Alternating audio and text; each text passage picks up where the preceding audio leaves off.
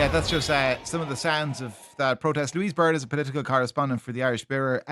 Louise, what can you tell us about this, and is it still ongoing? No, it's not, Kieran. So, to be honest, it was quite short the amount of time they spent at Leinster House. Now, this protest did gather at the GPO on O'Connell Street just before 2 o'clock, maybe from about 1:30 onwards, and then they walked to Leinster House. Now, along the way, they met a counter protest who were pro-immigration and they kind of met them in and around Dame Street, or Suffolk Street rather, Grafton Street, met them in around there, and then the anti-immigration protest came to Leinster House.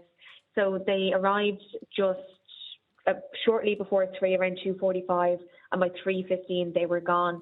Several hundred people, and we can't get an exact number on it, but there were several hundred people there. And you mentioned that protest last year when you had the gallows outside Leinster House, and really the protest was quite angry. You know, we had politicians jostled. Much calmer today. There was that kind of atmosphere, that angry atmosphere on Molesworth Street, but I think this year it's safe to say the Gardaí and Leinster House staff were much better prepared.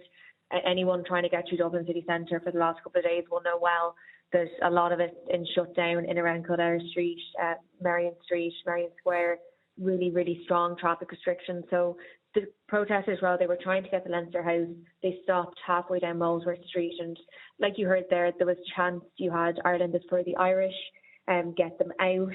Sinn Féin are traitors was one of them. Fine Gael, Fianna Fáil, out. All these kind of chants that we've grown accustomed to at these protests. But like I said, they stayed for half an hour. And my understanding from colleagues who followed on to them after they left is that they're now on O'Connell Bridge, and some of them are sitting down on the bridge stopping traffic. Okay, so listen, maybe if people are planning to make their way by car through Dublin city centre, keep that in mind, that there are some protesters still there stopping traffic as we speak. There's always a bit of you, Louise, that wonders how much attention to give to these people, particularly when there's only a few hundred there, and you have to give them attention when they cross a certain line, which they undoubtedly did last year when arrests were made and politicians and their assistants were pushed around outside the Dáil. Perhaps that line not entirely crossed this year, but it sounds like from a Garda operational point of view as well, lessons were learned. And you'll kind of be keenly aware of this, being in and out of Leinster House all the time, the kind of increased level of Garda awareness of what's happening around there. Yeah, absolutely. And I mean, I think from politicians publicly and privately last year, there was some criticism of what happened here and how the Gardaí handled it. And there was all suggestions, you might remember afterwards, about cordons and, buffer zones that should be put around Leinster House. And it certainly seems ever since that protest last September that the Gardaí have learned. And anytime there's a whisper of a protest, the barriers go up, Molesworth Street's closed off, Kildare Street's closed off, Marion Square is closed off, and 9 times out of 10, there actually a lot of the time is no protest, or very few people turn up, and people are kind of grumbling, saying, well, what do we close the whole street off for? Because it is an inconvenience, not just for the people that work in Leinster House, but also for the people who are trying to make their way through the city. I have family members texting me yesterday saying I can't get down to go to the train because they won't let me walk down the street. So it is an inconvenience for people in the city, but I think people were so taken aback by that protest outside Leinster House last year. I think people got quite a shock after it. Then I think, when you led into the riots in November, there has very much since then been this clampdown on security around Leinster House. And I guess you can't be too careful. It is an inconvenience, but I guess you cannot be too careful given the scenes. We've been quite lucky here that we haven't seen very violent scenes towards politicians. We haven't seen deaths of politicians, but I think that is in the back of everybody's minds, and I think that's why these people are so careful anytime there's a whisper of a protest. So the crowd today, they weren't violent at all, and they were, there was an atmosphere, and they were protesting as it's their right to do so.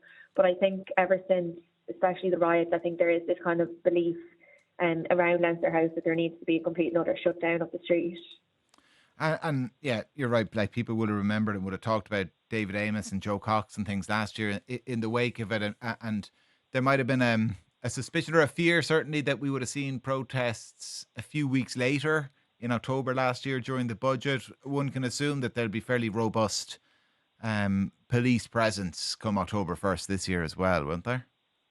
Absolutely. And I mean, that's exactly what happened last year. And there were no protests on Budget Day apart from the traditional ones of the groups lobbying for disability service and all these groups that you usually do hear from on Budget Day.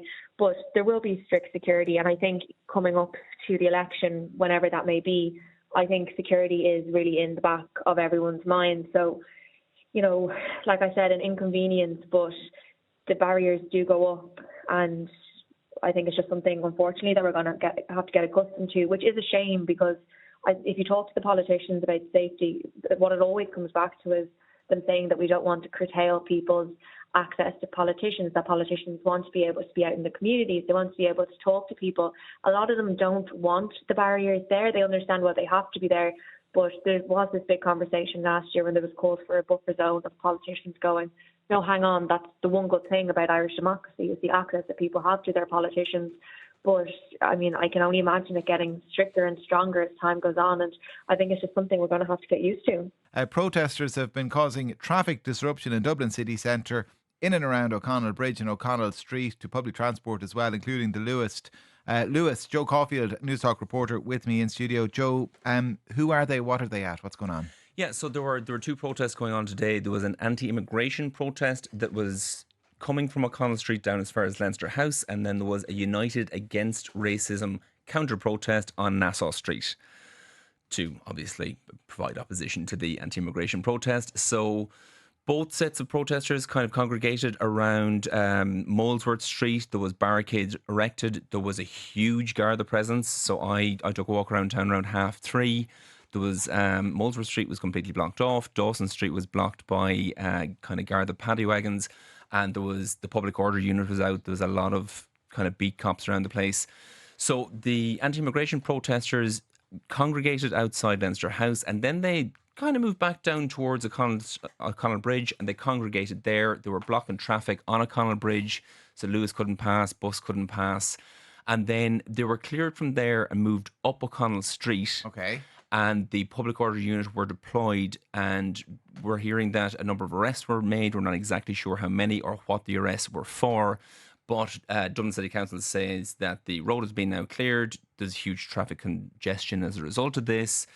Dublin Bus and Air Coach are running with diversions, and the red and green line Luas are all backed up as a result of this. All right, so traffic is moving again, or rather the thoroughfare is clear, but if people are on their way into the city or are planning on travelling through the city, the advice is... Expect delays. Expect delays, okay.